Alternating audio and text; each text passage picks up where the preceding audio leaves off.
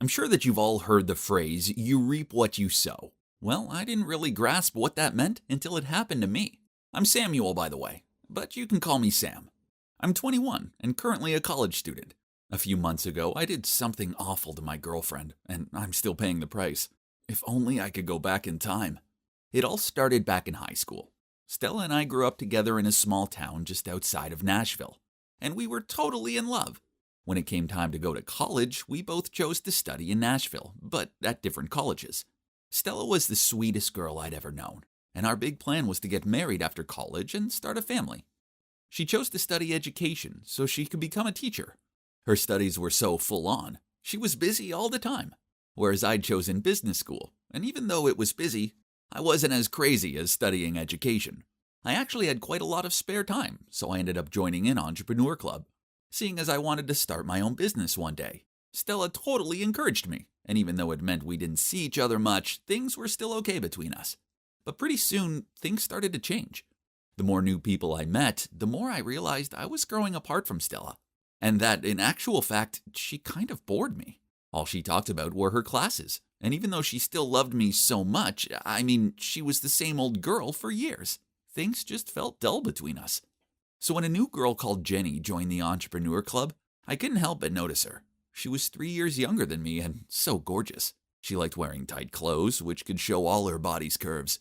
All the guys couldn't take her eyes off her, me included. One time, seeing Jenny stand in the corner of our club room scrolling her phone, I decided to approach her and see if she was as sweet as her look. I walked up to her and said, "Hey, are you a camera?" She looked confused and said, "Huh?" So I said, "Because when I look at you, I can't help but smile." She didn't even laugh. She just flipped her hair and walked off saying, "Nice try, but no thanks." Even though she hadn't been impressed by my attempt at a pickup line, I couldn't give up. If there was one thing in life I loved, it was a challenge. So from that moment on, I challenged myself to win her over. I know this was wrong because I had Stella, but guys, I was bored.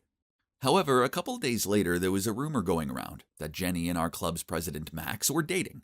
Well, turns out this was indeed true, and to say I was disappointed would be an understatement. But I already had a girlfriend, so I tried to shake it off.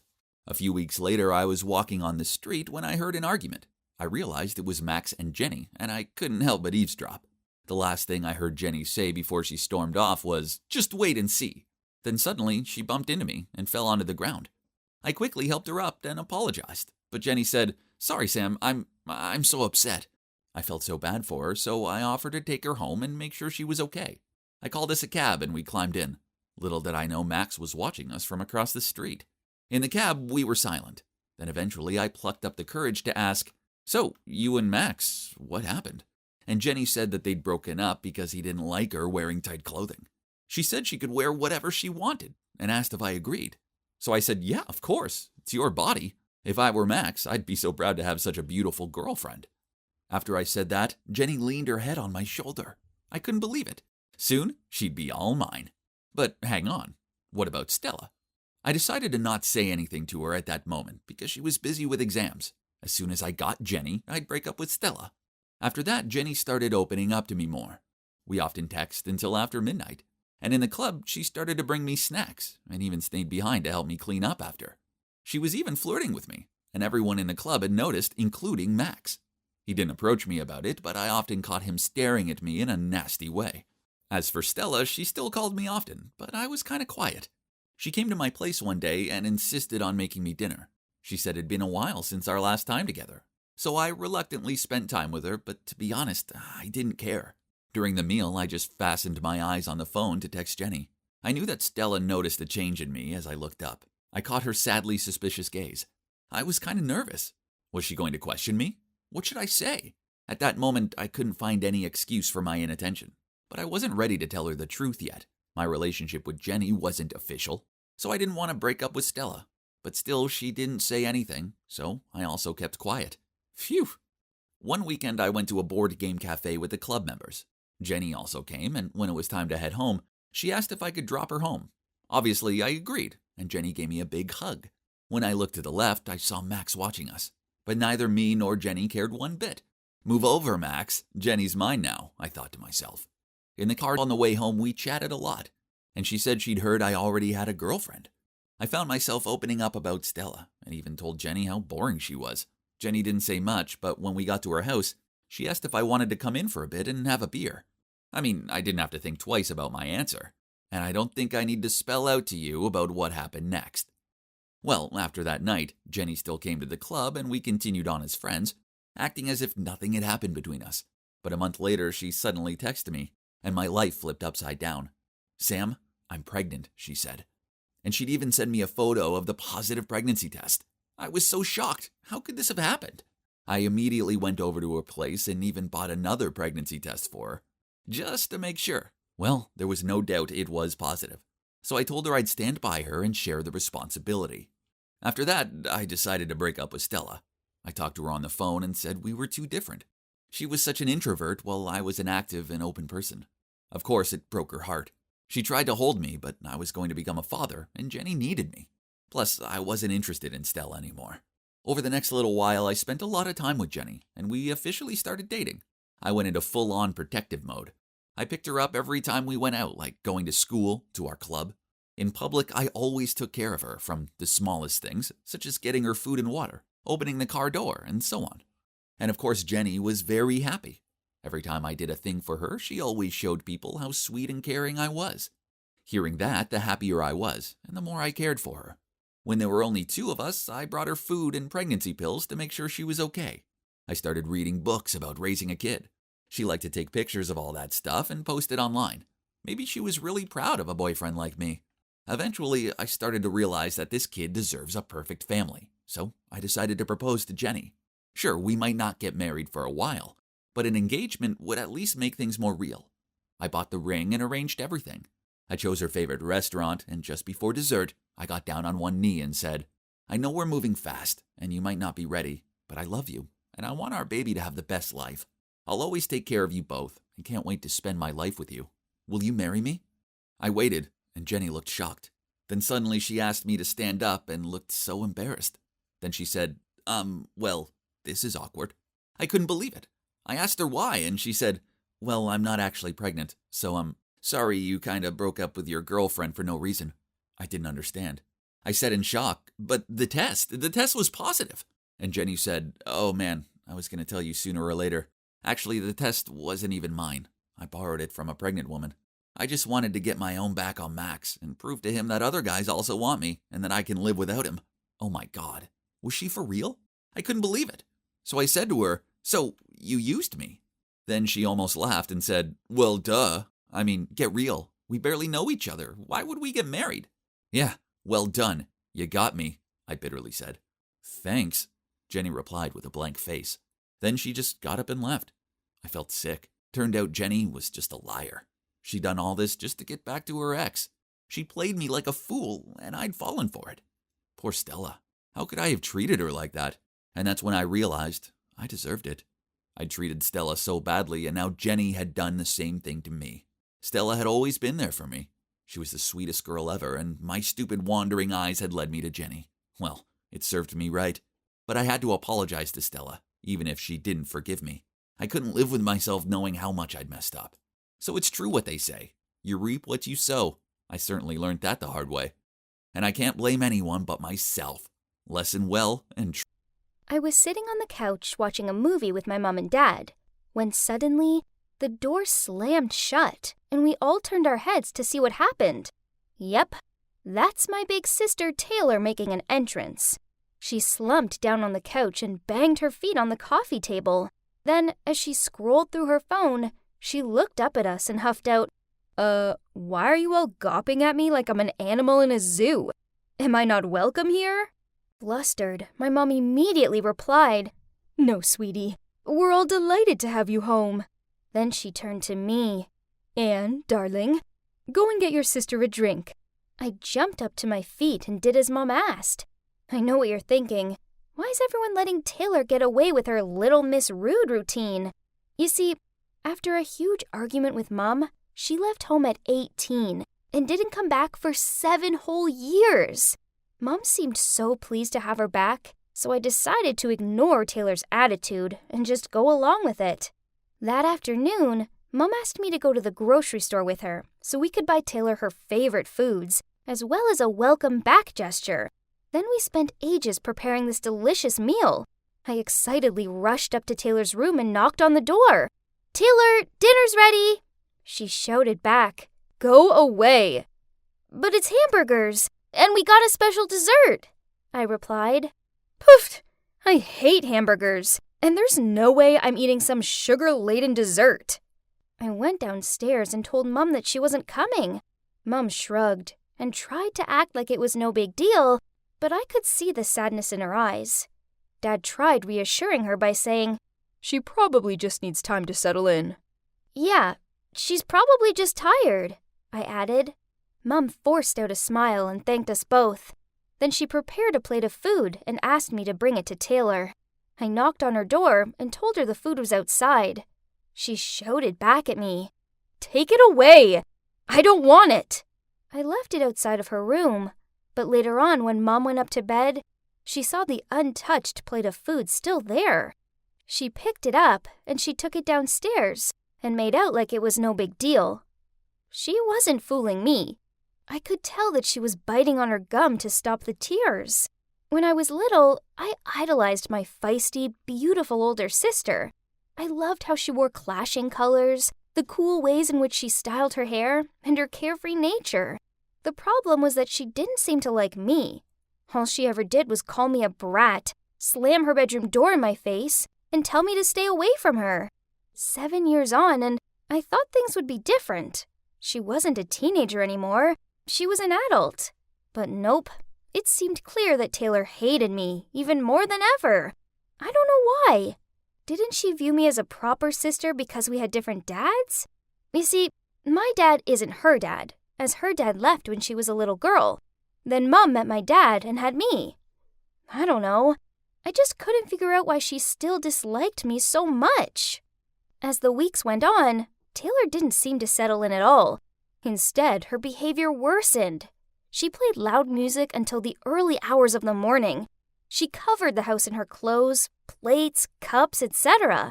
She was the messiest person ever, and never cleaned up after herself. One time, I came downstairs to see her sitting at the dinner table, munching on the sandwiches I'd made for school. Then, when I politely told her this, she snorted and said, "They're gross anyway, so I'm doing you a favor." Then she took Mom's car without asking her, and that meant she had to get the bus to work and ended up late. When Mom talked to her about it, Taylor just smirked, threw the keys at her, said, "You're out of gas," then walked off. Mom tried to keep calm and distracted herself by tidying up. So I tried hugging her, but she shrugged me off and told me to go away. It felt like Taylor could get away with everything, while I was the one getting snapped at for nothing. Still, Taylor must have been through a lot, right? Maybe she just needed some time to reconnect with Mom again. Then peace would be restored to our household. Just when I thought things couldn't get any worse, they did. I was reading in the living room when I heard voices coming from outside. I went to check it out and saw Mom and Dad talking to our new neighbor. They sure looked friendly. Then Taylor appeared and grinning said, "Making friends with the neighbor, are you, Mom?" Mom flustered out, "Taylor, this is Bill, my old classmate and our new neighbor. Isn't it a small world?" "So, you're Mom's age?" "Whoa, you don't look like it." "Hang on, didn't you say you had a crush on some Bill?" "I see why. It's just a shame you rushed into remarrying, isn't it?" Mom and Bill gave awkward looks, while Dad was gritting his teeth. Uh-oh, he didn't look happy. "Lovely to see you, Bill," Mom muttered out before she pulled Dad and Taylor inside. Behind closed doors, she frowned at Taylor, but she just shrugged and left. This must have been playing on Dad's mind, as that evening I overheard him question Mom. "Why did you never mention this Bill before?" "Honey, it was just a slight crush when I was a teenager. You know how it is." "Yeah, sure." Dad scratched his head. Now I was stuck in the middle of all this tension, and it was all down to Taylor stirring the pot again. Then a couple of days later, Dad came home from work and immediately started freaking out. "The bank called. Apparently I spent an obscene amount of money in a watch store. Was it you?" Mom shook her head. I didn't know anything either. Then Taylor piped in. Speaking of buying stuff, we do need to get something for Bill's birthday. I mean, he did invite all of us, so it'd be rude not to. Uh-oh. I know Mom hadn't got round to telling Dad that Bill had invited the whole family to his party yet. Dad gave Mom a skeptical look and snarled, "Oh, I see. You used my money to buy your high school sweetheart an expensive watch? Listen to yourself! You're being ridiculous! I'm not going to stand around and listen to you accuse me like this!" Then Mom stormed off. I really wanted to tell them how this morning I'd seen Taylor lingering in their room, looking suspicious. But how could I bring this up when the atmosphere was so intense? I decided I needed to confront the source of the problem, Taylor. When it was just the two of us, I said to her, "I know it was you. I saw you snooping around Mom's stuff." She just shrugged and replied, "Little Anne, seems you're smarter than you look." "Yeah, I did it. So what?" "Why are you being so cruel? Mom and Dad might split up because of you." To my shock, she grinned and she said, "Well, that is my plan. Why should you get to play happy families when I'm stuck here without my dad?" "What? How could she be so selfish?" I couldn't hold back my frustration anymore. "How can you do this to Mom? I won't let you get away with this." "Is that so? And what exactly is a quiet mouse like you gonna do about it?" Then she shoved past me and walked off. I know I needed to tell Mom, but this meant breaking her heart. I was going to do it. I just needed to find a gentle way of telling her that her beloved daughter got a buzz out of ruining her life. But then, before I had a chance to figure this out, something terrible happened. The next day, I arrived home from school to find Mom and Dad in the kitchen. Dad had his arms folded and a stern look on his face, and Mom was in tears as she sadly peered down at some papers on the table in front of her. Divorce forms. What happened? "Anne, you have to believe me. I didn't cheat on your father." Then Dad interrupted her. "Stop lying. I can see it with my own eyes." Then he slammed a stack of photos onto the table. In the photos, Mom was kissing Bill in a cafe. Huh? This didn't make any sense. "I don't understand. I didn't meet Bill yesterday. I met my friend Sandra."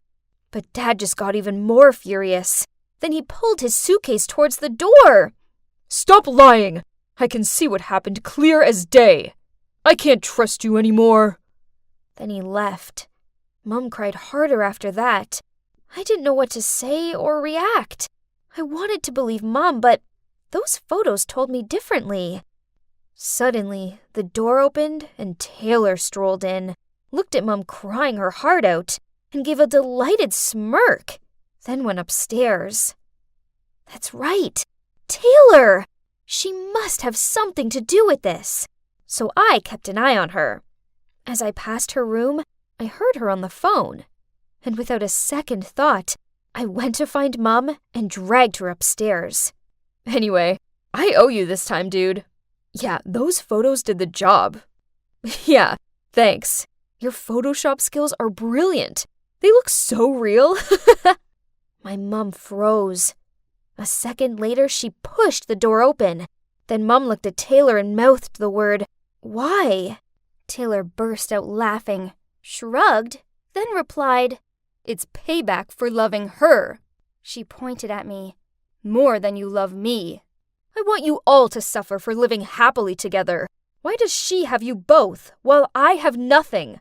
Furious, Mom slapped Taylor across the face and shouted out, "I'm ashamed of you, and I want you to leave right now." Taylor clutched her face and snarled back, "With pleasure. I hate it here anyway." Then she stormed out of the room, slamming the door behind her. I hugged Mom, and we both started crying. My happy family had been destroyed, and all because my sister was jealous and thought Mom loved me more. It was all so crazy. Then, later that evening, Mom received a call. From the hospital. Mom's face dropped when she told me that Taylor had been in a car crash. We rushed to the hospital, and the doctor told us Taylor needed emergency surgery. But as she'd lost lots of blood, she needed a blood donation. The problem is that she had a rare blood type, but luckily, Mom had the same. So without any hesitation, Mom told the doctor to take as much blood as Taylor needed just to save her. After the blood donation, Mom didn't recover as fast as expected. Instead, she turned weak and needed medical care. So now, Taylor was in the surgery room, and Mom was in the intensive care unit. This was terrifying. What if I lost them both? I called Dad and spilled out everything that had happened to him, and he immediately rushed to the hospital. The wait was agonizing, but when the doctor came and told me they were both going to be okay, and I could go and see Taylor, I cried with happiness. Seeing her lying there bruised and afraid, I saw a vulnerable side to her that I hadn't seen before.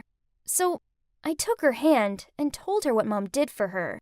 She looked embarrassed and turned away from me and muttered out how sorry she was for everything. After that, I visited them both every day. Dad came to the hospital too to check they were okay, but he waited outside of Mom's room as he knew she was still mad at him. Finally, Mom came home. Then a week later, Taylor was also discharged. We went to pick her up, and even though Mom and her didn't talk, I could feel the warmth between them. That night, we were having a cozy dinner. Taylor coughed to clear her voice, then said, "Guys, I want to say something. I know I've been a total brat, and I'm sorry.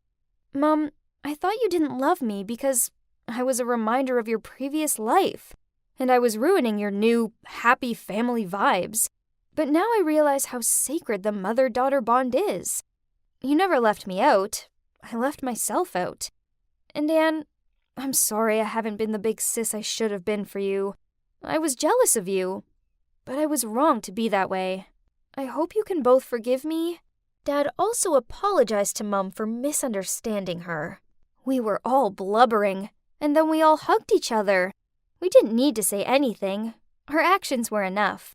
We were family, and we loved each other. Families aren't always straightforward, but family is family, through the good times and the bad.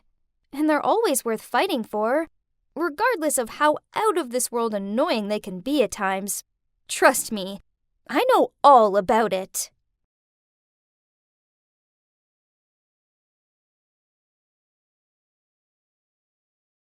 "Hey, that guy over there just asked for your info," the bartender said, which made me turn and look around. "Oh, he's gone. As you can see, I'm sitting at the bar of a 5-star resort. No, I'm not rich. Instead, I took out all my savings and decided to splurge them on enjoying every single last day left of my life. It all started months ago. I had this constant aching and exhaustion. I blamed work stress, but my symptoms grew worse. Eventually, I went to the doctor and sat there in stunned shock as I heard the words cancer and progressive. The next few weeks were a whirlwind of hospital appointments and treatments. I had chemo, and my lovely long hair fell out. I just felt tired and hopeless all of the time. Enough had I had this. I stopped the chemotherapy, quit my job, and decided to enjoy the little time I had left.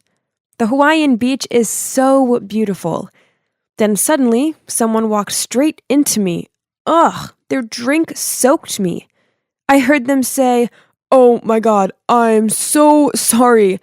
"Oh, hey, you're the girl who sat alone at the bar earlier." I looked up, and wow, he was handsome. I shook my head and insisted it was my fault for not paying attention. After that, he joined me for a walk, and we started chatting. Oh, his name's Blake, by the way. So the next day, I asked him out for lunch. I don't have much of an appetite these days, and the most I could do was staring down at my barely touched plate. Then I knew I needed to be honest with him. "Hey, Blake, I really like you and want to get to know you more, but I have cancer and don't have long left." At first, there was a sickening silence, but then he took my hand, and can you believe it? He said he wanted to get to know me too. The next few weeks with him were magical. Then we came back to the city and continued dating. Blake was so amazing and constantly showered me with love. One night after dinner, Blake drove us up to this hill. He said he wanted to show me Orion's belt, and it was so romantic. I didn't want to ruin the moment, but there was something I needed to tell him. Blake, I saw the doctor today. He said that nothing has changed. Although he didn't mention it, I guess I don't really have much time left.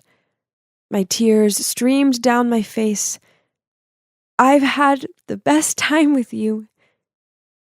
I really do think I love you. Suddenly, Blake got down on one knee and asked me, My darling Lucy, will you marry me? This is the least I can do for you.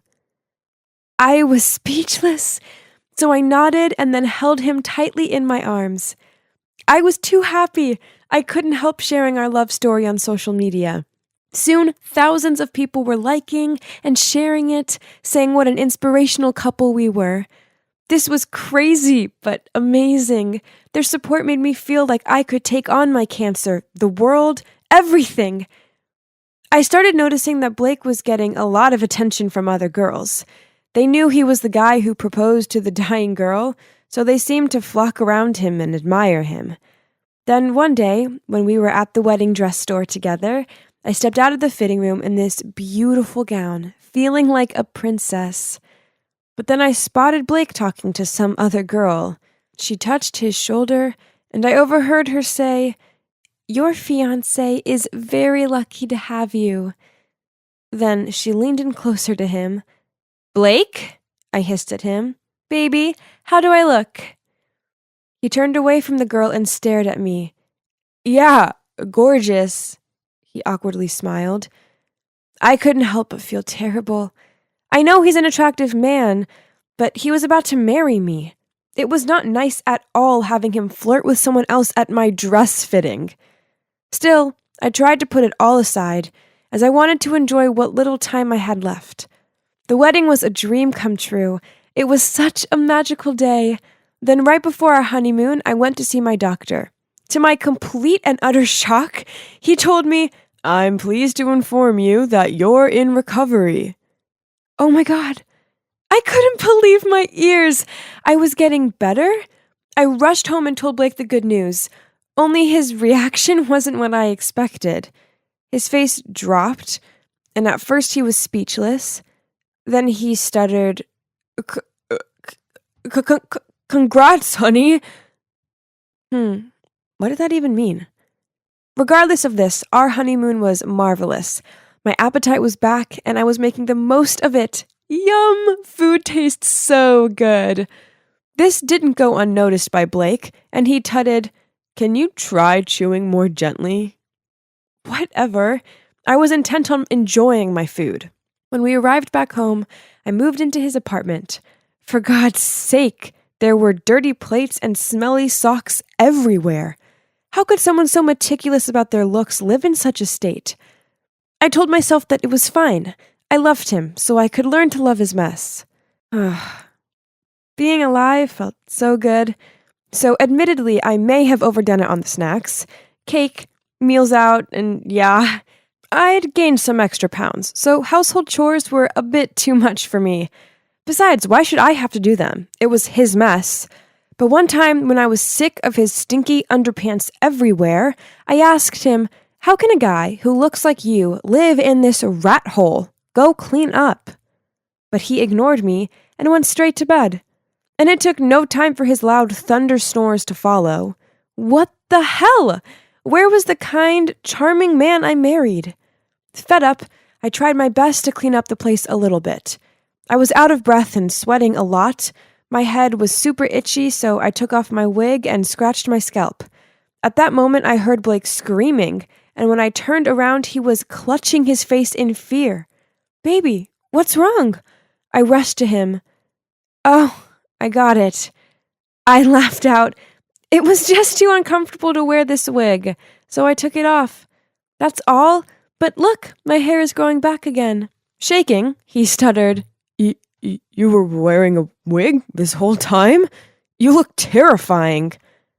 Well, yeah, I suppose jagged growing hair made me look quite creepy. Shouldn't you be happy for me? I mumbled and forced a smile while trying to put the wig back on. Knowing that I was able to live life again was incredible.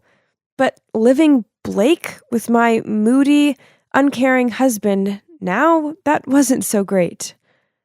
One evening, he came home from work in a foul mood and started shouting at me for not tidying up. I told him I shouldn't have to, as it wasn't my mess. He scowled at me.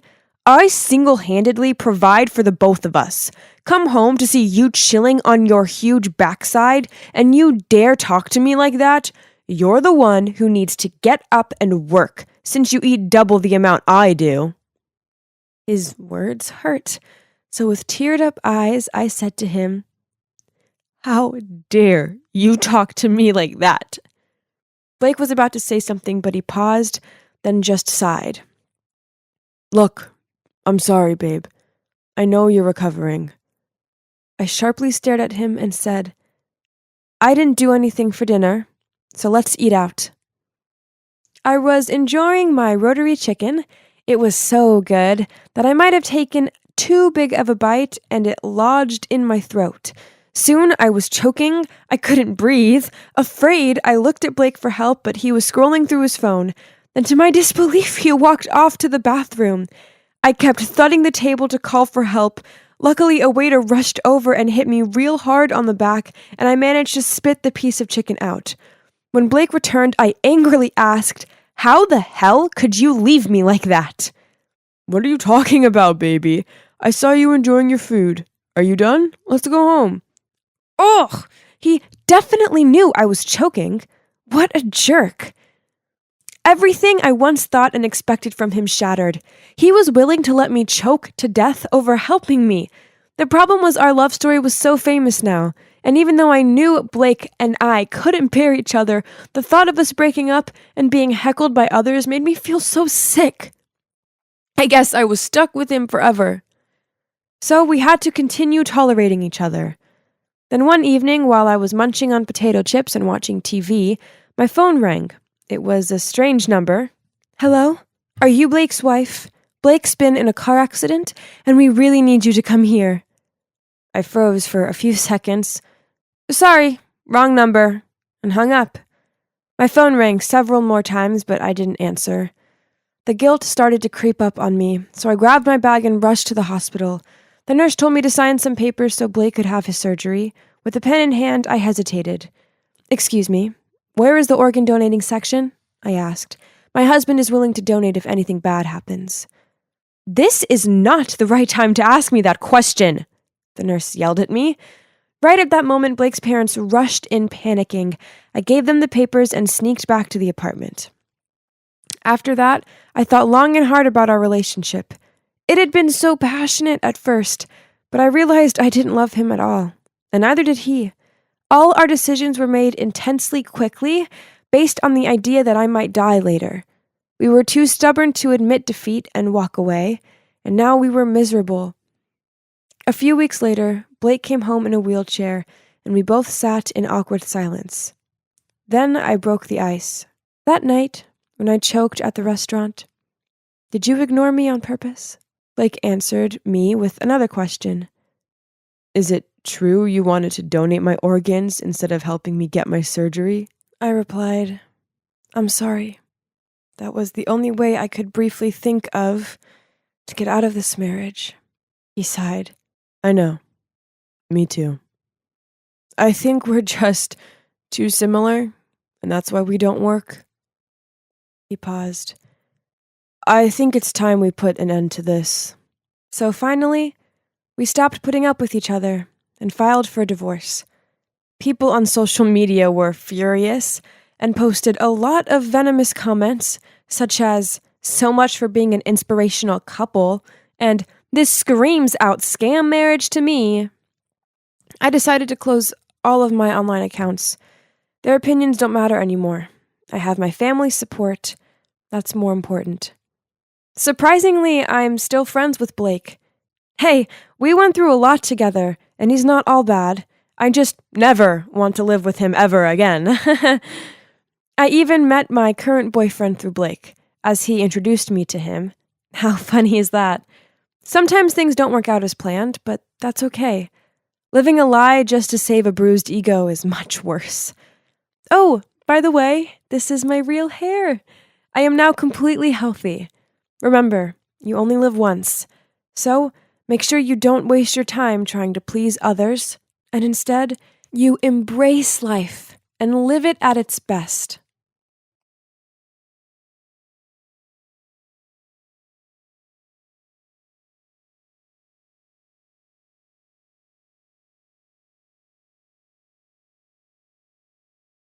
Ew, there's a fly in my drink. That's so gross. I'm not paying for this. The kid shoved the cup of lemonade in my hand, then ran away. I just saw you drop it in, and it's not even a real fly. Hey, stop! I shouted after him, but it was too late. He'd gone, and now so had the rest of my customers. Dang it! That was the third time this week, and I knew exactly who was behind this. Michael!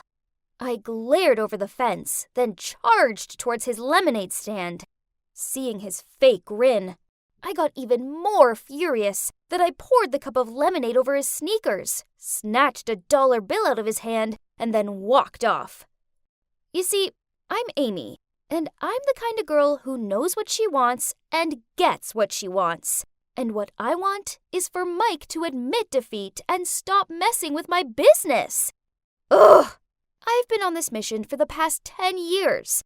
I kid you not, it's a literal war between us. It's not fun and games at all, especially now that we have our parents involved in this. You see, my parents and his parents are best friends. In fact, they're so close that I'm pretty sure back in the day, our moms planned their pregnancies together. So me and Mike were born only a week apart. And of course, I was born before him. So there's that. I've won right from the first round. In your face, Mikey! But even worse than the joint birthday parties, shared vacations, and being classmates with him for over a dozen years, I have to live next door to him too. Yep, our parents deliberately moved in next door as they thought raising us together would be fun. They dreamed of us being the best of friends like them. Ugh, no chance. Instead, our disliking for each other began at an early age.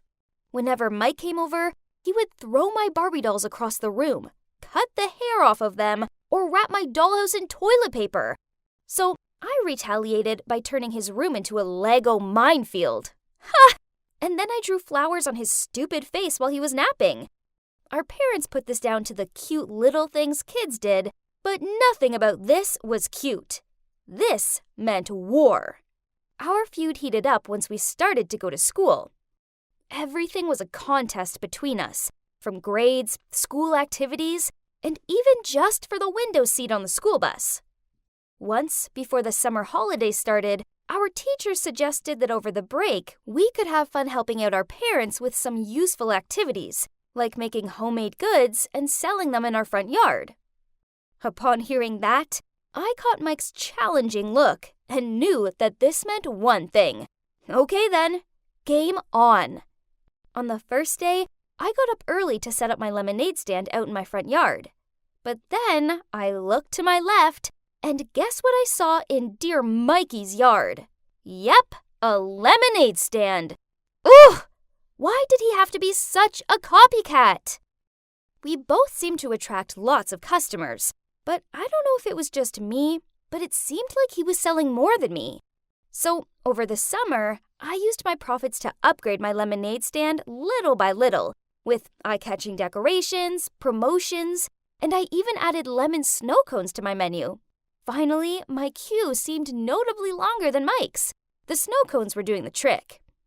But then, a loud speaker sounded out from next door. Come and try my new iced tea! Handmade using my secret recipe! Try it today at an introductory half-price offer! To my utter dismay, most of the people in my queue left and went over to Mike's stand. Ugh, the sneak.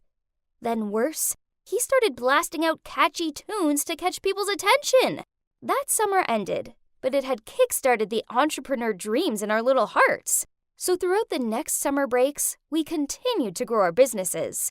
I expanded my stand to sell a selection of drinks, snacks, and fast foods, with delivery service too. Once, with my friend's help, we even included a car washing service.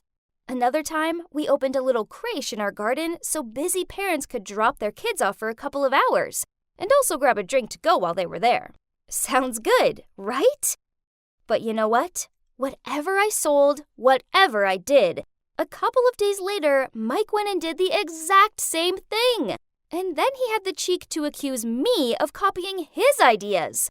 Ugh, he was so annoying.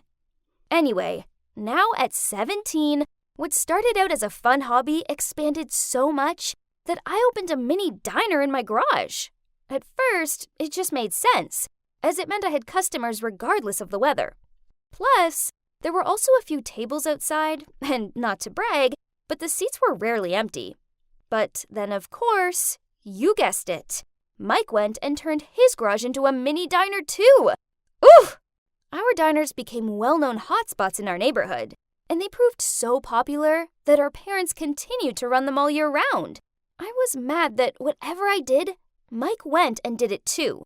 Then, to bug me further, he sent his friends around on a Saturday, and they just sat there taking up all of the seats, while only ordering Cokes.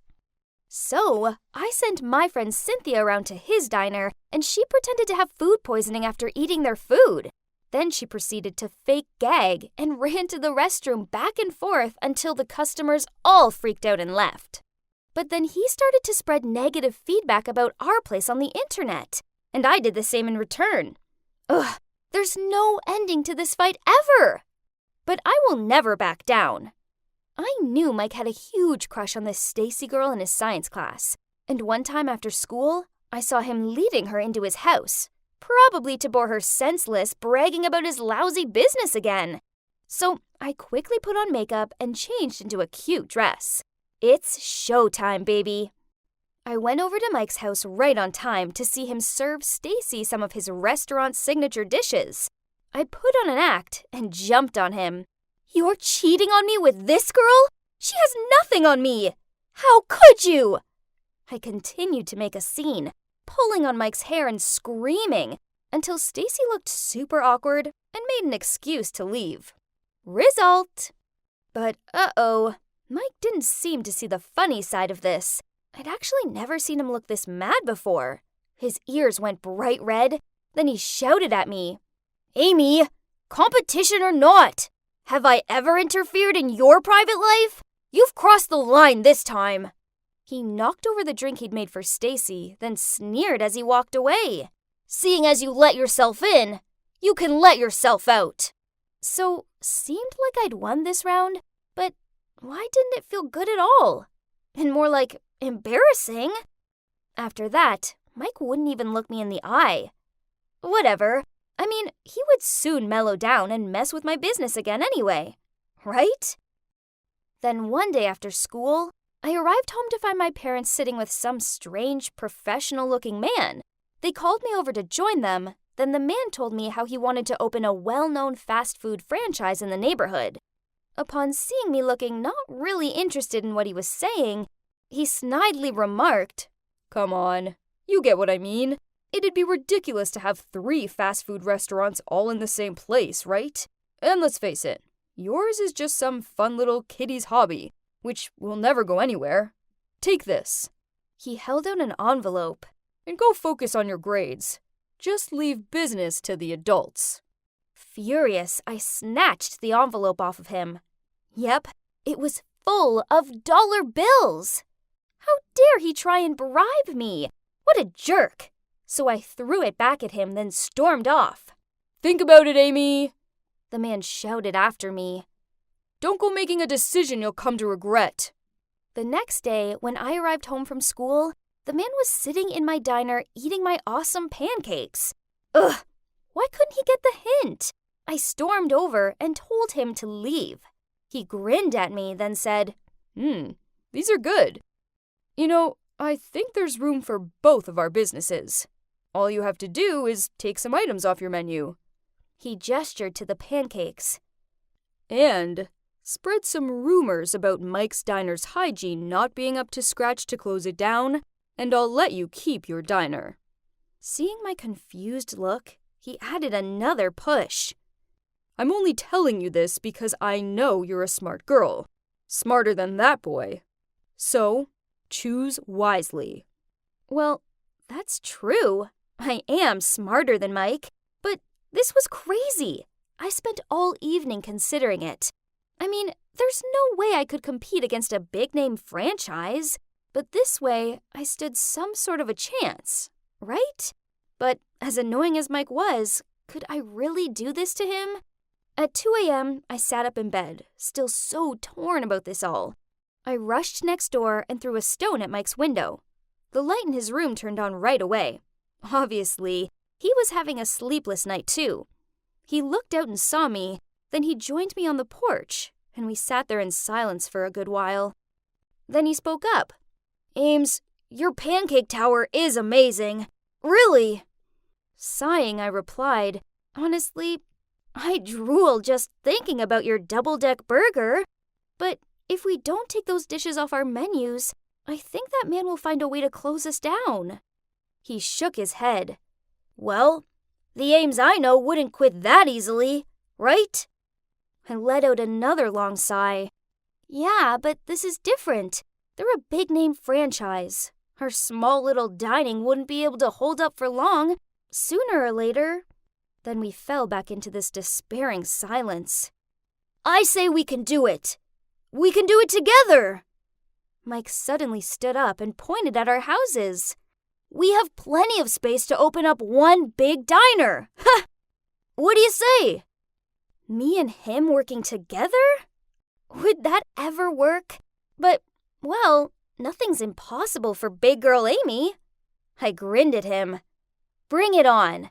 Let's fight till our last breath." So, the very next day, we joined forces and started preparing for the opening of the joint diner. Naturally, our parents were, of course, thrilled with the idea. They happily broke down the fences and even built a joint corridor to connect our houses together. We're now officially registered as one business and have all of our food, safety, and hygiene certificates. You know, the boring but official stuff. As for the franchise man, it turns out people in town are loyal to us. So when the story of his dirty tricks spread out, everyone said they'd boycott his restaurant if he ever opened it. So we never heard from him again. Huh, that's karma for you. And what happened next? Well, Mike and I are still running our business together, and it's going pretty well so far. It's a real family affair, with everyone helping out. Actually, it turns out running our own business together is far more fun than competing against each other.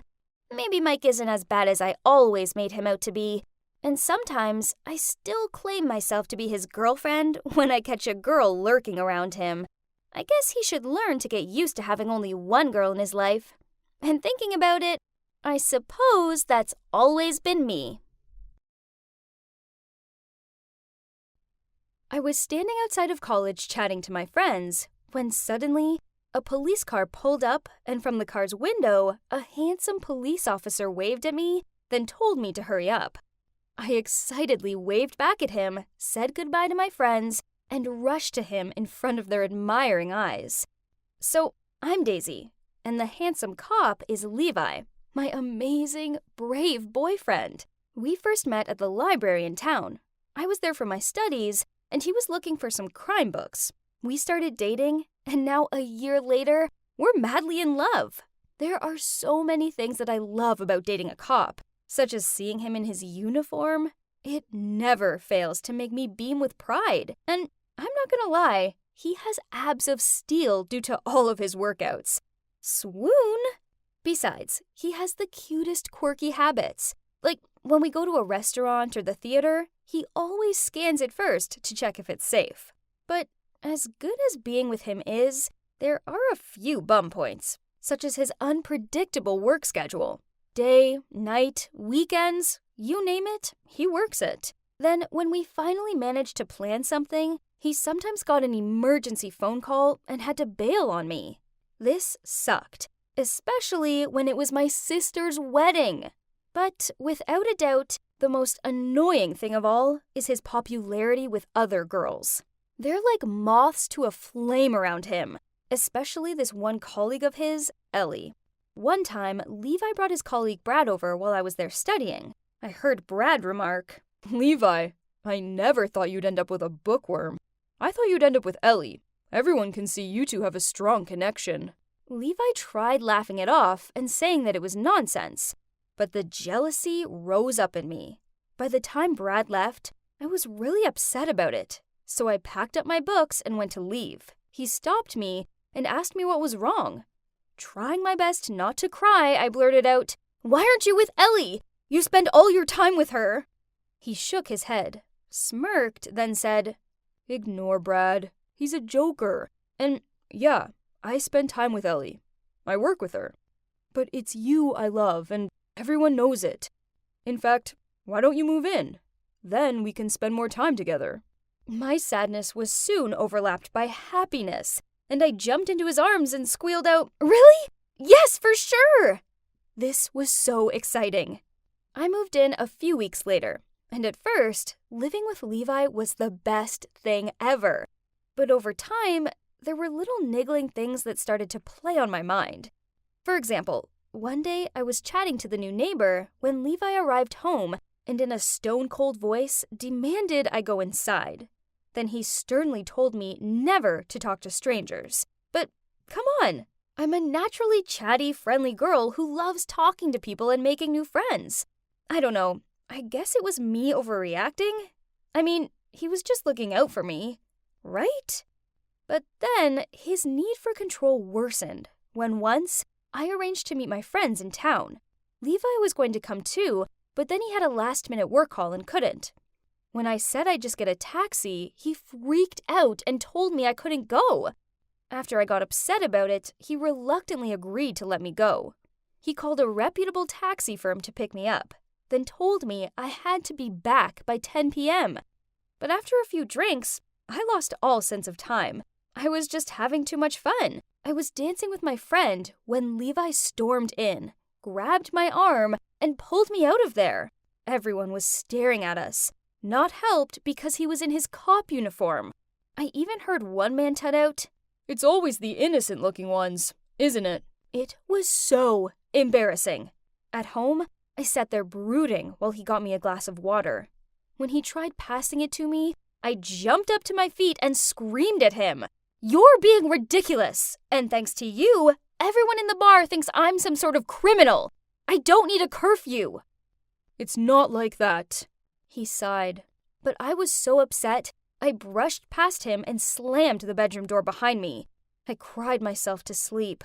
I hated arguing with him. I gave him silent treatment throughout the next day. But then in the evening, he arrived home with a gift box and apologized for making me sad. That was so sweet. I gave him a hug and said, "I'm sorry too." Then I opened the box. It was a really lovely watch. I noticed that it had an extra button on it, but I didn't think much of it. I stared down at it admirably as he fixed it on my wrist. That's how caring my boyfriend was. So I decided to buy him something too. The next day after college, I went to the mall. Suddenly, Levi called me and asked me where I was. I wanted the gift to be a surprise, so I told him I was at home. Crossly, he said, Daisy, don't lie to me. I know you're at High Hill Shopping Mall. Come home at once. Huh? How did he know that? I gave up on finding a gift and went home. When he got back, I asked him how he knew where I was, and I saw him briefly glance at my watch. Then, he admitted that he had GPS fitted to it, but it was only so he could keep me safe. What? I wasn't a kid anymore. How could he use it to follow me? We had a huge fight, and I told him he was controlling and crazy, and he needed to stop treating me like a little kid. Then I shut myself away in the bedroom. The next day, when I woke up, Levi had already left for work. I was so wound up, so I decided to go for a jog to clear my head. Obviously, I left the watch at home, and also my phone. When I got back, I was about to head for the shower when I heard my phone ringing. It was Levi. Then I noticed that I had 50 missed calls and a ton of messages from him. What? This wasn't normal. I'd only been gone for an hour at the most. Anyways, I put the watch back on, then suddenly the door banged open and Levi stormed in, and he yelled at me, "Are you okay? Where did you go? Why didn't you answer my calls?" This sucked, as I love him, but I knew I couldn't live like this anymore. So I told him I needed my freedom, then headed for the door. He looked so mad as he grabbed my hand, pulled me into the upstairs room, then locked me inside. I banged on the door and pleaded with him to let me out. "Daisy, trust me. This is for your own good. You're not safe out there." Then I heard his footsteps trail off and knew he'd left. I curled up into a ball and cried myself to sleep. When I woke up, it was getting pretty dark out there. I searched the room for something to help me and found a rope ladder. The perks of living with a prepared cop. I used it to climb out of the window, but as soon as I reached the ground, 2 men appeared. Then suddenly, the world turned black. When I opened my eyes, I realized that I was in a dark, damp room and I was tied up. The 2 men were sitting by the door and talking to each other. I began to panic. I'd seen enough movies to know that this was bad. One of the men looked over at me, and I quickly closed my eyes. But it was too late. He'd seen I was awake, so he walked over and said, "Ah, welcome back, sweetheart." Panicked, I asked, "Who are you? Why me?" He sniggered out, "Ah, yes. If only that boyfriend of yours was here, then we could ask him." Then he picked up his phone, and seconds later, I heard Levi's voice in the other line. "Hello? Remember me? We seem to have something of yours." I heard the fear in Levi's voice. "Let her go! Your wife's death wasn't her fault. It's your fault she's dead. Now it's your turn to lose the woman you love. Come here alone if you want to see her face again. And don't even think about calling for backup." He hung up the phone, then peered down at me before he kicked the empty barrel next to me. I jolted back, and he laughed. It was terrifying. Not long after that, they dragged a beaten-up man into the room. "Levi! Oh no!" Levi managed to look at me, forced a smile, and slurred out, "My flower girl. Don't worry, I'm here now." The gang laughed at this. Then he stopped in front of Levi and said, "I think you and me need a little chat. Let's call it man business." I knew I needed to find a way to help him. But what? That's when I looked down at my watch. It already had GPS, so perhaps the extra button did something. I struggled to press it, which wasn't easy with roped hands, trust me. But eventually I managed to. By this point, Levi was unconscious, and I started sobbing. I didn't want to lose him. Not like this. The one man set something up next to him. "Oh no, it was a bomb!" He sneered out. "You have 30 minutes left to say goodbye to your lover, boy." Then the man left. I called Levi's name and sobbed out how I loved him. I honestly thought we were both going to die there. And watching the timer count down to our doom was the worst feeling ever. Suddenly, the door burst open. At first, I thought it was those men back again. But instead, Brad and his team rushed over, saw the bomb, then quickly got both me and Levi out of there. I was pushed to the ground just before there was a big bang, and the house exploded. On the way to the hospital, Ellie explained everything to me. So, turns out this involved a difficult criminal case that happened last year. Levi had been investigating a group of drug dealers, but an incident happened, and the gang's leader's wife accidentally fell from the building and died. They arrested most of the dealers, but some got away, including the gang leader. Then recently, Levi had received images of me outside college and our house from them, and took this as a threat to my safety. Well, that explained all of Levi's controlling and weird behavior. I felt so bad for misjudging Levi. He was the sweetest, bravest man, and I loved him so much. I stayed by his side as he recovered in hospital. Then one day, he finally opened his eyes, looked at me, and muttered out, "There's my flower girl." I hugged him, gently, of course. It was such a relief to know he was going to be okay. The gang is still out there somewhere, but hopefully they'll catch them soon. I do worry about it, but it's okay, as I know I have Levi to protect me. After all, he's my real-life action hero, and I know that with him by my side, we'll get through anything.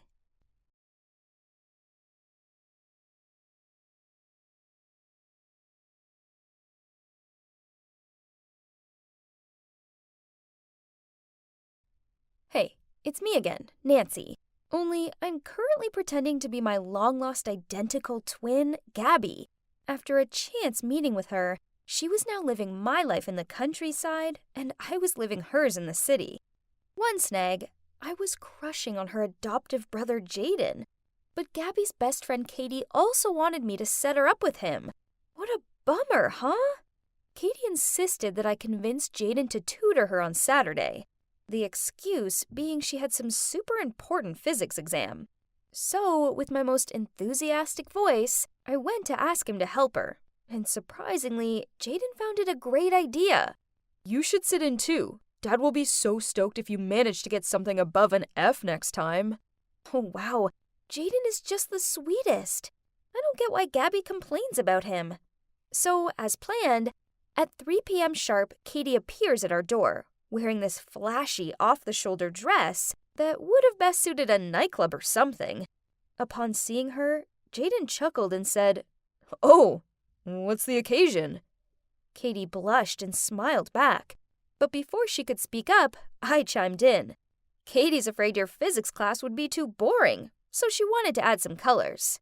Jaden laughed and told us to follow him upstairs to study. Katie obviously wasn't happy with my ad-lib. She frowned at me and mouthed, "What the heck was that?" And I just gave her 2 big thumbs up and acted as if I was being an amazing wing girl. We sat around a desk and Jaden started to explain physics stuff. This was so easy, but Katie kept leaning in closer to him and asked him some dumb questions while playing with her hair. I swear, the hair twirling was an act, but her not understanding any of these symbols was real. I soon got tired of playing dumb, so I jumped in and explained it instead, and Jaden looked impressed. Okay, this was fun. Katie shot me a dirty look. "Gabby, don't you have a manicure at 5? Then she kicked my leg under the desk. "Stay. You're acing it." Jaden grinned at me. "Those nails can wait. You're only 1 F away from Dad's tantrum, and I don't want to witness that." Then he turned to Katie. "You should encourage each other to do better." Then we went back to the lesson. I could tell how furious Katie was, as she was crumpling up the edges of a page on her notepad. I was secretly celebrating my little win. Then my phone rang. It was Dylan, and he sounded kinda mad. Oh my god. I'd totally forgotten that Gabby had told me about today's big date at a fancy restaurant for their 6th-month anniversary. Oops. I didn't want to go on a date with Dylan and leave Jaden here with Katie. Ugh! But I couldn't let Gabby down, so I quickly changed outfits, grabbed the gift she'd bought for him, then left. I arrived at the restaurant to see him lingering about outside, looking sulky. So I had to make up some excuse. "Sorry, honey, I just wanted to look good for you." Then gave him a kiss on the cheek. Yuck! He was wearing even more cologne this time. Inside, I feigned interest in the menu so I wouldn't have to talk to him. I didn't want to mess my sister's relationship up, but I had nothing in common with this guy. Suddenly, his phone rang out. Hang on, was that a Youngblood song? "Sorry, babe. I forgot to put it back on silent." I love Youngblood. His new song is so catchy. We should make a TikTok to it. He gave me an odd look. But you always hate this kind of music. Thinking quick, I replied, I guess your music tastes must be rubbing off on me. He looked extra happy, then took my hand, which startled me a little, but that was a good icebreaker. I felt much more comfortable talking to him after that. Okay, so regardless of his clothes and hair, he was actually a pretty sweet guy, and it was obvious that he really cares for Gabby. We had a lot of fun, and then he dropped me off at home. And obviously, like any couple that had been dating for months, he went in for a kiss. And I started to panic again. For your information, I haven't had my first kiss yet. And I didn't want it to be with my sister's boyfriend. I gave him a kiss on the cheek again, then fake coughing. I told him the cold the other day hadn't worn off yet, and I didn't want to pass it to him. Phew. Luckily, he bought it. Then he just gave me a kiss on the forehead and wished me goodnight. Phew! It was such a day. I threw myself onto the bed and was about to call Gabby for an update when Katie called. She moaned at me for being unhelpful on her date. Then she demanded I rearrange another one to make it up to her. So, another tutor session with math? I suggested, with zero effort whatsoever. No thanks, I'm tired of it. Gabby, you literally did no help today. This is the chance to redeem yourself. I trust you. Then she hung up, leaving me at a dead end. So I phoned Gabby for advice, and she told me to book them at a date at Jaden's favorite restaurant or something. Then, Gabby must have noticed how unenthusiastic I sounded. She added, Oh, and Nancy, I know Katie loves to do the whole mean girl act, but underneath it all, she's actually pretty sensitive and has always been a good friend to me. So please make this work for her. Okay. So I needed to be less Nancy and more Gabby, as Katie deserved to have a loyal, caring best friend. So I made a reservation, sent Katie the time and place, then told Jaden about it. And now I just sit back and let them meet up and flirt and... there's nothing I could do. It's not like I was going to stalk them or anything. But yeah, that's exactly what I ended up doing. I didn't mean to, but the thought of them being together just driving me nuts. So there I was, strategically placing myself behind a pillar in the restaurant, trying to stalk them. Then all of a sudden, someone threw an apron at me. What are you doing? The place is packed and you decide to just stand here flirting with the pillar, or what? Get to work! I turned to see the waiter who had just talked to me rush off to take another order. Wait a minute, did he just think I was a waitress because my shirt looked similar to their uniform? If so, then let the fun begin. I quickly put on the apron, lowered my hat, and hovered around the kitchen window, trying to find Jaden and Katie's order. There it was. Now, let's add extra spice on Katie's ravioli. It didn't take long for their food to come out, and Katie started coughing like crazy, having a taste of her food. Ha! But joke on me, that only gave her a platform to act up and make Jaden take better care of her. He even held a forkful of his steak out to her, and I watched her lean in and eat it. Ugh! Later on, when the waiter walked away with their dessert order, I waited for a sec before running after him and said, Hey, Table 17 just asked to change the chocolate cake to peanut butter cheesecake. They just told me. Then he just fixed the order without a doubt. Katie seemed to hate peanut butter so much. She made sure to let everybody know that every time we went to eat something. Well, Jaden loved PB&J, so by this way, he would see what an annoying, picky eater she was. After that, I lingered at a corner, pretending to wipe tables to stay out of sight, while keeping an eye on them.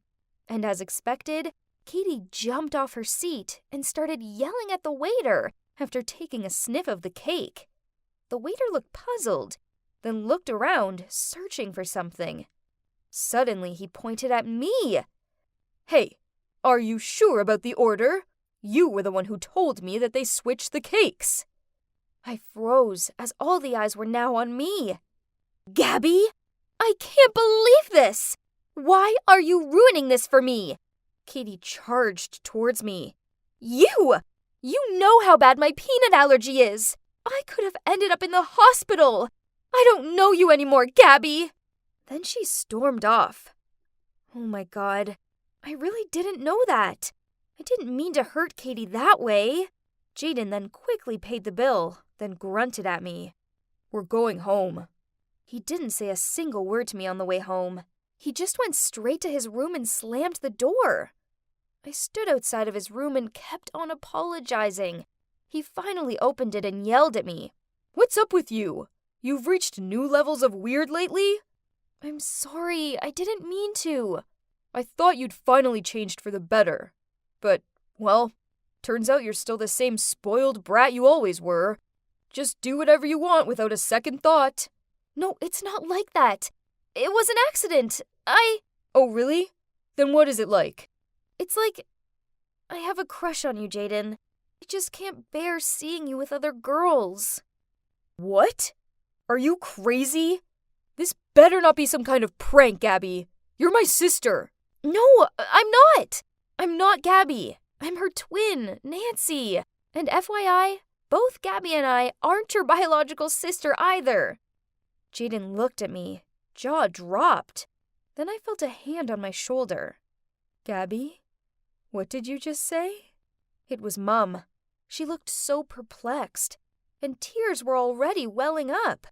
We had an emergency family meeting, where I told them all about my chance meeting with Gabby, switching places, and how she believed she was adopted, as they favored Jaden over her. So now she's with our biological parents in the countryside. To say they looked shocked was an understatement. Then Mum took my hand and said, Sweetie, it's time you learned the truth. Then she told me how 12 years ago, during a family picnic, I wandered off and got lost. They tried searching for me, but to no result. But now, here I was. I'd found my way back to them. They also mentioned that it wasn't that they loved Jaden more. They were stricter with Gabby because she was rebellious when it came to her studies. It pains me to know she thinks we love her less. Dad sighed. Then Mum turned to me, cupped my face with her hands. Oh God, my poor Abby. I can't believe you're here with us now. Abby? So my real name was Abigail? I choked up. Things then got emotional. There was a lot of hugging and sobbing. It was an emo overload. So let's go pick up your sister, shall we? Dad patted on my shoulder and told everyone to get changed. Then we hit the road right away. It may have already been 10 p.m., but this couldn't wait. On the ride, I started to calm down and let the truth get to me as I took one good look at everyone. So these were my real parents? And that meant Jaden was my real brother too? Man, now that's embarrassing. I pulled out my phone to give Gabby a heads up that we were coming and didn't forget to add a, "You are so not going to believe what actually happened." I was expecting her to call me right back, but instead, she just replied with, "I bet you I will believe it." Huh? We arrived at my house, and my parents rushed out to me and hugged me tightly. It turns out they figured out that Gabby was an imposter pretty quickly, but she's still enjoying this farming life so much that she decided to hang around a bit more before telling me. Sorry, Nancy, but it didn't take long for Mom and Dad to notice how her daughter suddenly doesn't know how to fry an egg anymore. Then everybody laughed. We all squeezed around the kitchen table and caught up on everything. Oh boy, it got emotional again. I think we all cried enough tears to fill a lake. It was so good to see my parents again. Even though they weren't my biological parents, they loved and cared for me, despite all the money struggles. Now that we're reunited, I've officially moved back in the city with Gabby, and we now go to school together. We still come out to the countryside every weekend and spend some quality time with my adoptive parents, who, turns out, Gabby loves just as much as I do. And thanks to my biological parents, they now have the bountiful ranch they always dreamed of. It all fell into place in the end, and I couldn't be happier. Except for the little awkward moments with Jaden. Thinking back about that, it was so dumb. Maybe I'll help Katie properly this time, as, to be honest, they'd make a pretty cute couple. But she better set me up with another cute guy in return.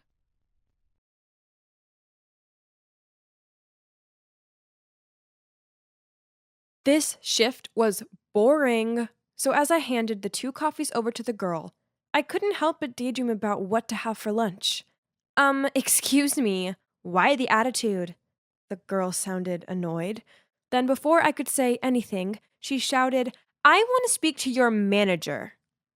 The boy next to her tried to keep her calm and asked her to go outside first. Then he said to me, I'm sorry about my sister. I mumbled, It's okay, as I handed him $20 change. Oh, just keep it, he smiled. But then he started apologizing, took the change, then left. What just happened? I took out my phone to check my face. Oh, great. I looked like I was sucking on wasps. And all because I was thinking about whether I should have pasta or a sandwich. Well, to be honest, what just happened wasn't new to me, but it never seemed to get any easier. Let me start at the beginning. So, I'm Isabel. I just graduated from high school and was soon to be a freshman at college. Ever since I can remember, my parents, friends, and teachers always asked me the same questions, such as, what's wrong? And why the long face? When I told them that I was fine, they would always be like, are you sure? Or, if there's a problem, you need to tell us, okay? Oh, it was so frustrating. There was even this one time where my teacher had to stop in the middle of a lesson to ask me not to look at her like that because my stare made her feel uncomfortable. What? I was just really focused. Then I eventually found out in high school. It was on a normal sunny day. I was sitting at the bus stop with my best friend Jocelyn when some guy came over and asked for directions. I looked up and the guy got startled and began to stutter. Oh, sorry for bothering you. And then he left in a hurry. Huh? This was so confusing. He didn't even give me a chance to get a word out. So I turned to Jocelyn and asked if she might know what the guy's problem was. Maybe it's because you look like you want to kick his butt. Then she told me how everyone at school thought I was an arrogant snob. What? That was ridiculous. Why would they think of me like that? I asked her this, and she took out a mirror and held it to my face. Well, see it for yourself. I took a deep look in the mirror, and oh my God, she was right. I did look a bit moody, but I swear I wasn't. Not at all. The next day, Jocelyn sent me a link to an article.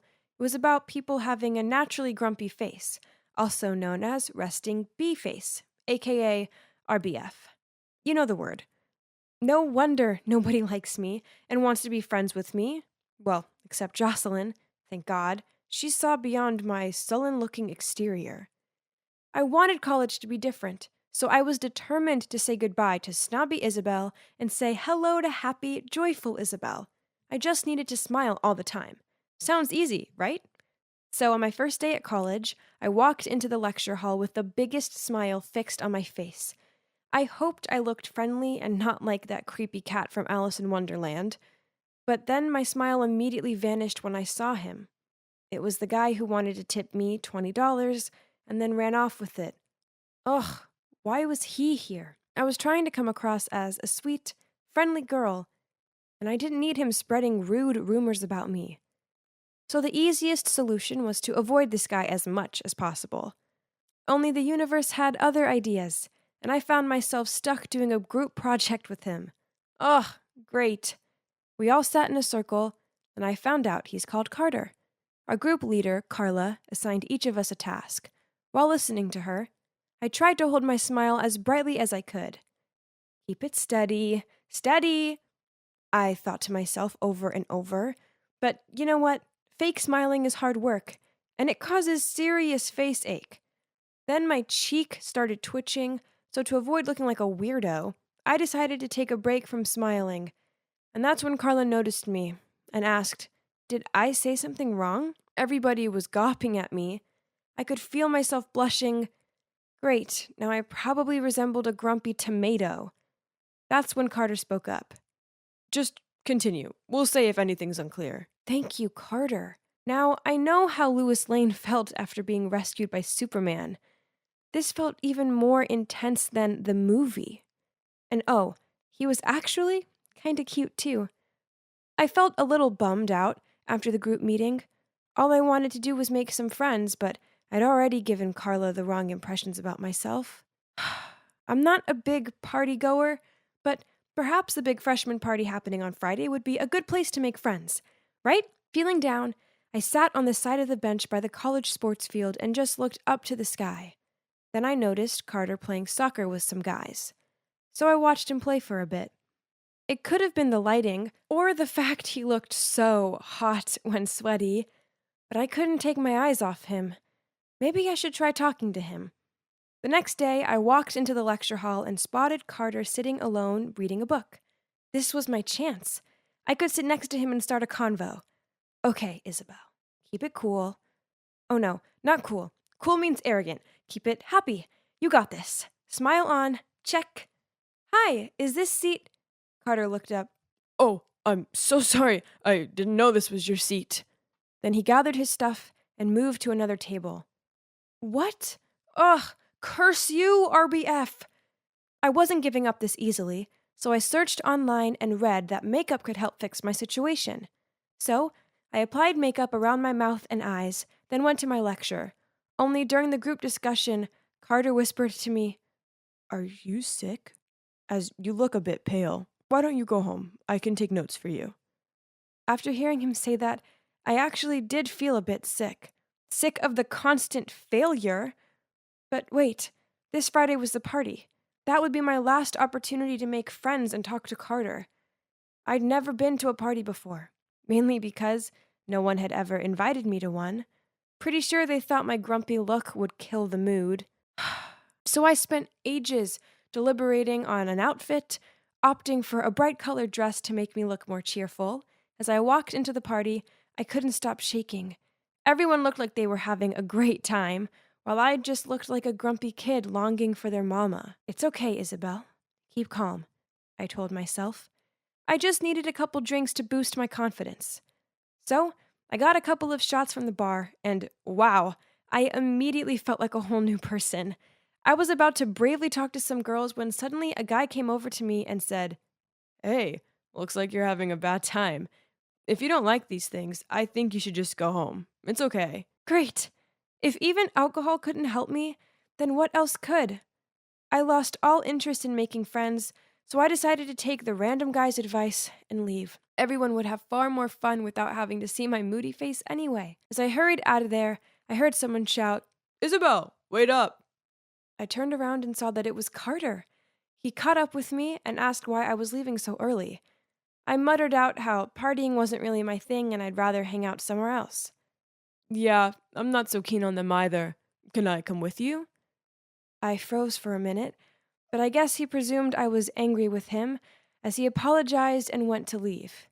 Oh, hell no. No way am I gonna let him slip away again, so I said quickly, Of course you can come! But it came out as loud screaming. The poor guy must have felt like a tiger was growling in front of his face.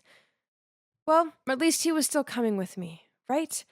Even if it was out of fear. He looked a little unsure as I led him toward one of my favorite places, which was underneath this bridge, but when he saw all of the awesome graffiti, he seemed to be more at ease. He had fun, looking from one piece to the next.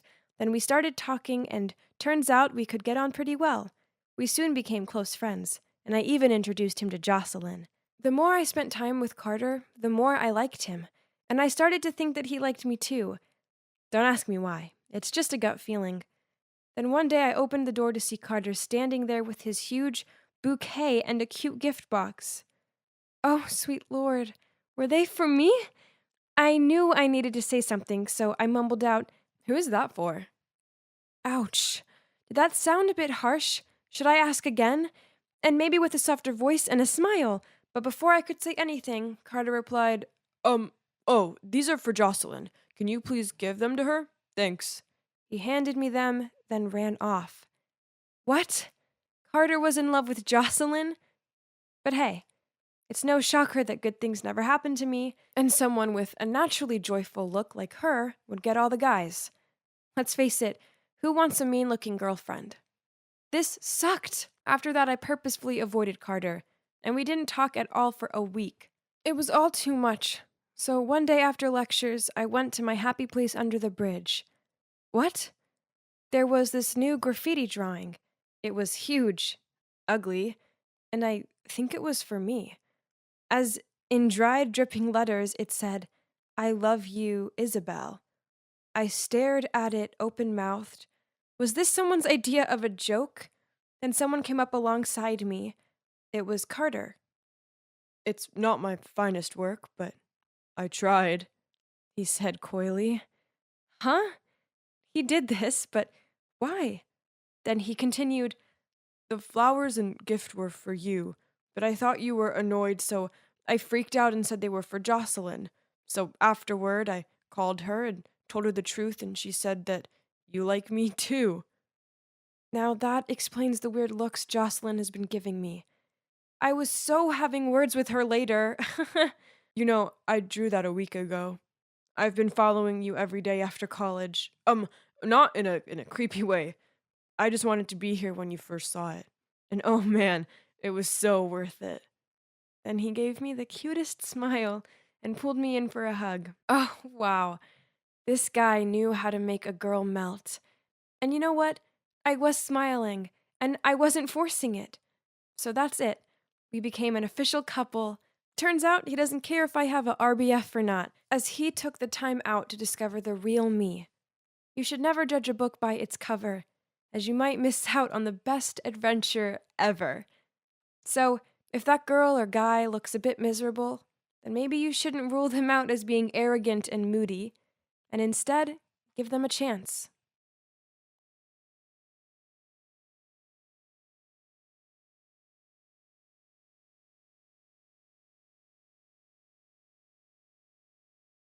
Ma'am, sorry to inform you of this, but according to our information, Bella Hiddleston was reported dead 2 months ago after disappearing in the forest, the secretary said. What? This couldn't be happening. But that's my name, and I'm clearly still alive. This was some sick mistake. I asked them to check again, but they kept saying the same thing. Had I been missing for so long that my family actually thought I'd died? The accident had been pretty crazy, so I was feeling confused. I mean, what had I been doing in a forest in Cambodia in the first place? I tried so hard to remember, but I couldn't recall anything. Luckily, some local villagers had found me in a trapping pit and helped me recover. Otherwise, I would have died. I then asked the people in the embassy to help me call my husband and sister. There had clearly been a big misunderstanding, and I wanted to fix this right away. God, the weight was killing me. The secretary tried, but she said, "Sorry, ma'am, we can't reach either of those numbers." This was unbelievable. I was stuck in a foreign country with no ID, no contact with relatives, and I'd been reported dead. But in a flash, I realized that I could borrow someone's phone to reach for my acquaintances via social media. So as soon as the secretary lended me hers, I went straight to my husband's profile. But I was so stunned, I almost dropped the phone when I saw his latest update. He'd just made an announcement that my funeral was taking place the following week. OMG! What was happening? How could this be real? I kept scrolling down his profile and saw my sister had posted an old selfie with him saying, "Ronnie, I know this is a tough time, but I'm always here for you. We'll get through this together." Hang on, what did she mean? Firstly, I wasn't actually dead. Hello? But also, I know my sister used to have feelings for Ronnie. Did she assume that she could just be with him now that she thought I was dead? What a traitor! We were so close. Surely she wouldn't treat me like this. I had to get home and sort this out once and for all. I asked the embassy to help me fly home without informing my family in advance. I wanted to surprise them. Believe it or not, the day I was due to arrive home was the day of my funeral. What a coincidence, right? I went directly to the funeral venue, in disguise, of course. I wore a huge black hat and sunglasses to hide my face and sat way at the back so no one would notice me. There were so many people there. My family, friends, and even my business partners. It was so bizarre. And then I saw Ronnie. He looked exhausted. I just wanted to run up to him and scream, "I'm alive! You can be happy again!" But then my sister Kylie appeared and took his arm and whispered something in his ear. I froze. They looked close, too close for comfort. And then I noticed people around me whispering, "Oh, it can't be that bad. He'll get a pretty penny from the insurance company for Bella's death." And then another lady said, not just that, but a younger, prettier wife too, by the look of things. I wanted to puke. Ronnie and Kylie were hugging each other now. All of this made me feel like my whole existence was meaningless. Nobody here really cared about me. I couldn't watch my sister and husband for a second longer. I ran out into the street and kept walking until I couldn't walk anymore. Then I found a motel to stay at. The next morning, I snuck home after my husband went to work. I needed to pick up some of my stuff and get some money. It was so weird being home. Everything looked the same, but I noticed none of my stuff was lying around anymore. Then I spotted it. A big box in the corner. I ran over to open it, and inside was all my belongings. I was shaking as I picked up the wedding photo that used to be on our nightstand.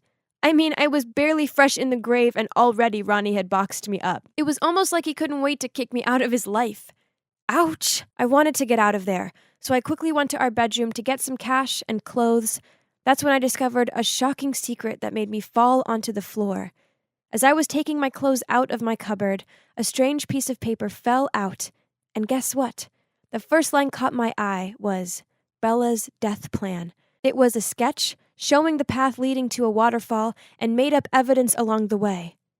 OMG! This was it! I knew that waterfall. It was pretty close to where I had the accident. So, had Ronnie planned this? Was he sick in the head? What had I ever done to him to deserve this?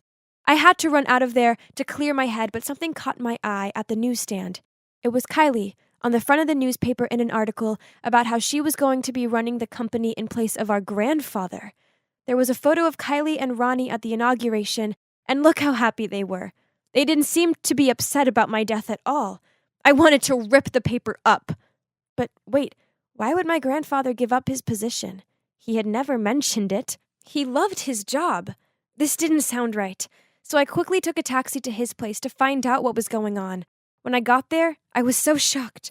My heart sank upon seeing him hooked up to medical equipment. Turns out that after he'd heard the news about my death, he'd had a heart attack. When he spotted me by the door, he was so stunned he almost fell off his bed.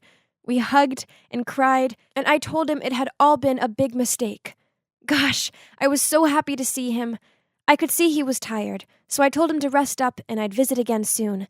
Then on the way out, I spoke to his assistant, Cody. I need a favor. Could you help me prepare a case against Ronnie? But suddenly I heard footsteps coming towards me. Bella? Is that you? I turned around, and it was Ronnie. I didn't even have time to think clearly before he rushed in to hug me tightly. I could feel the tears rolling down his cheeks, and he seemed genuinely shell-shocked to see me. I was disgusted, though. I pushed him away and said, "Stay away from me." But it was like he didn't hear me. He just said, "These have been some of the worst months of my life. I can barely sleep or eat. I can't believe you're alive." Liar! He was a liar! I started shouting at him, saying, "Stop acting like you give a darn! You wanted me dead! Just wait until this gets out. You'll be behind bars for the rest of your life." Then I took the sketch out of my bag and threw it at him. Ronnie swore he'd never seen it before, but I didn't believe it.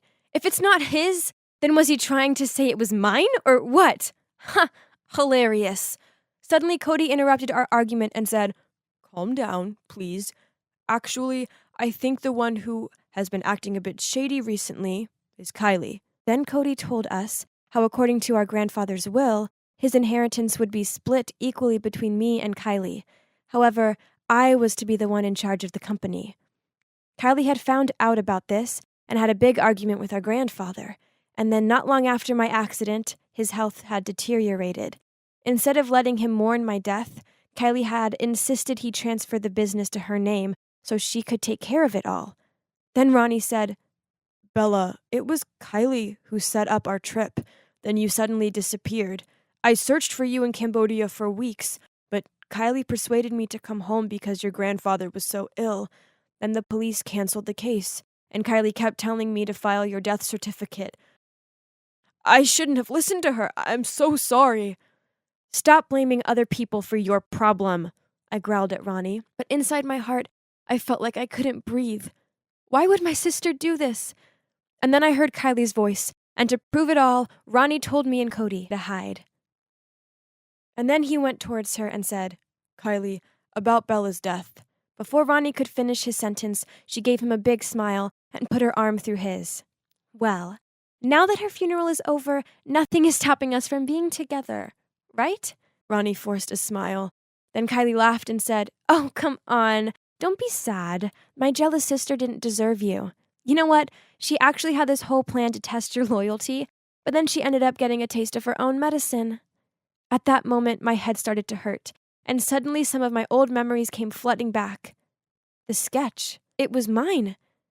I was the one who'd made the plan. It all started when Kylie had told me that Ronnie was cheating on me, and I'd believed her and followed her advice to fake my own disappearance to test his love for me. How could I have been so stupid? When I realized I was alone in that forest and she wasn't coming back, I panicked and fell into a trapping pit, hurting my legs and getting stuck. It was all coming back to me now. I couldn't handle this. I ran towards her and painfully screamed, "How could you do this to me, Kylie?" At first, she was shocked to see me, but then she just smirked and said, "Huh, are you still alive? Well, either way, it's too late. The company is mine now. Oh, and so is Ronnie, baby." Then she just rolled her eyes and said, "You were just the adopted child, so what makes you think you have the right to always steal everything from me?" At that moment, our grandfather appeared and slammed his cane on the ground. "Kylie, stop it." Kylie just sulked and said, "Honestly, why would you give her the whole company?" Then our grandfather said, "Look at yourself, Kylie. Are you really fit to be running a company? Sort yourself out. You are a disappointment to this family with your dirty, nasty tricks." I couldn't believe Kylie was still using the adopted thing to hurt me. So what if I was adopted? That didn't mean I wasn't a part of this family. She'd always been so jealous of me, even though I hadn't done anything. Kylie started crying and ran out of there saying she was sick of never being anyone's favorite. Well, maybe if she hadn't left me to die, people would like her more. I was so shocked that she'd done this to me, and all because of jealousy. I won't lie. It took me so long to work through this. I still haven't forgiven her properly, but I guess it will just take time. As for me and Ronnie, we've taken over the family business, and I realized that Ronnie had always been loyal. Kylie had just made up that he was cheating because she couldn't bear to see me so happy. One thing's for sure, I won't ever be testing his love again. No more faking death for me.